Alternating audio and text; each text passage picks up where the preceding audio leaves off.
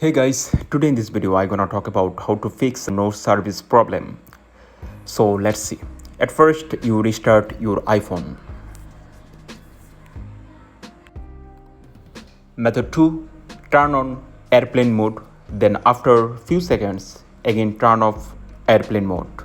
Method 3, you manually select your network providers. Method 4, you take out the SIM card from your phone, then again you insert the SIM card on your phone.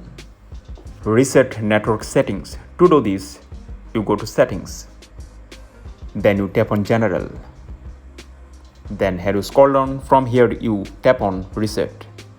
Now here you see the option reset network settings.